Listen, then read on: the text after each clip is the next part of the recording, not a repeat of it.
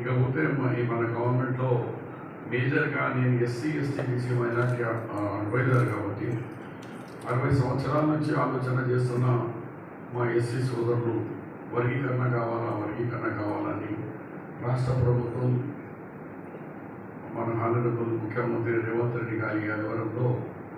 మరి జస్టిస్ షమీం గారికి వేసి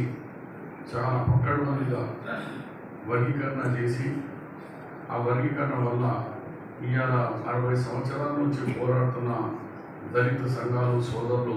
అందరు ఇవాళ హ్యాపీగా మాదిగా మాల అని మోచి ఏం లేకుండా ఎవరి వాట వాళ్ళకు రావడం చాలా ఇప్పుడు భారతదేశంలో ఏ రాష్ట్రంలో కూడా కాలేదు. కానీ మన రాష్ట్రంలో ఈ సక్రమంగా ఈ చేసినందుకు వర్గీకరణ కంప్లీట్ చేసినందుకు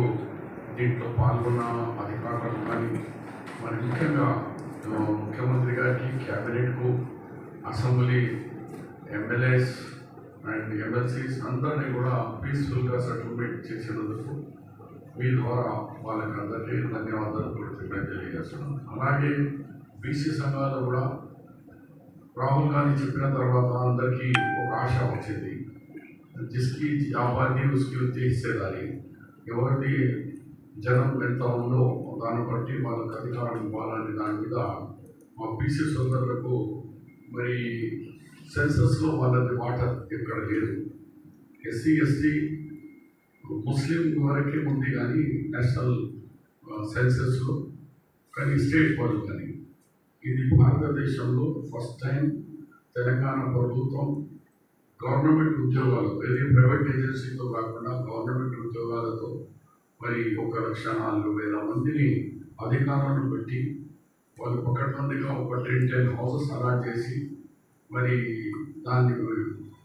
సెన్సస్ చేయడం, ఆ సెన్సస్ ఆధారంతో మనకు ఎన్ని పర్సంటేజెస్ అనేవి కూడా తెలిసి దానికి 56% ఈ రాష్ట్రంలో బీసీలు ఉన్నారు. దాంతో మరి బీసీతో సహా ఎస్సీస్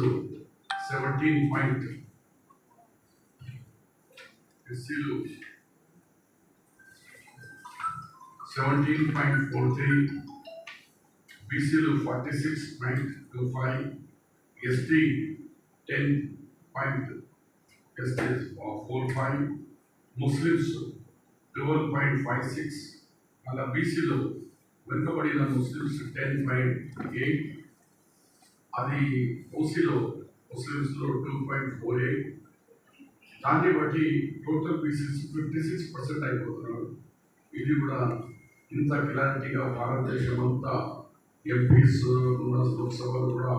ఈ డిస్కషన్లో పవర్ ప్రజెంటేషన్ గౌరవ ముఖ్యమంత్రి గారు క్యాబినెట్ మంత్రులు అందరూ కలిసి ఇచ్చినప్పుడు రాహుల్ గాంధీ నుంచి మొదలుపెట్టడం